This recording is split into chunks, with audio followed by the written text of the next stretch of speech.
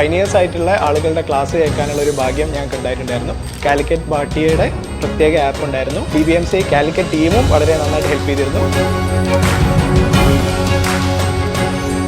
Hi, എൻ്റെ പേര് doctor Hrithik. ഞാൻ രാജീവ് ഗാന്ധി ഡെൻ്റൽ കോളേജ് ബാംഗ്ലൂരിൽ നിന്നാണ് BDS കഴിഞ്ഞത്. 2016 ബാച്ചായിരുന്നു. ഇക്കഴിഞ്ഞ നീറ്റ് MDS എക്സാമിൽ എൻ്റെ റാങ്ക് 541 ആണ്.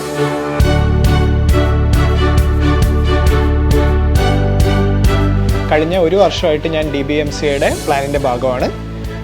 ഇൻറ്റേൺഷിപ്പിൻ്റെ സമയത്താണ് ശരിക്കും ഞാൻ പ്രിപ്പറേഷനെ പറ്റി സീരിയസ് ആയിട്ട് ആലോചിച്ച് തുടങ്ങിയത്. ഡോക്ടർ ഹിമാനി മാം ആയിരുന്നു ഞങ്ങളുടെ കോർഡിനേറ്റർ എന്ന് പറയുന്നത്. മാമിൻ്റെ mentorship sessions, morning mentorship sessions പോലും ഞങ്ങൾ ഒരുപാട് ഹെൽപ്പ് ചെയ്തിട്ടുണ്ടായിരുന്നു.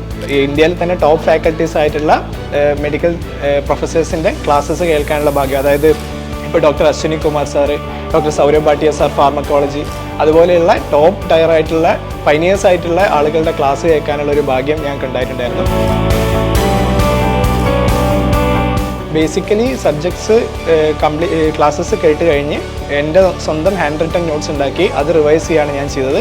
പിന്നെ GT മെയിൻ സെൻറ്റേഴ്സ് നടത്തുന്ന GTs കൃത്യമായിട്ട് അറ്റൻഡ് ചെയ്യാറുണ്ടായിരുന്നു. പിന്നെ അതുകൂടാതെ തന്നെ കാലിക്കറ്റ് ഭാട്ടിയയുടെ പ്രത്യേക ആപ്പ് ഉണ്ടായിരുന്നു.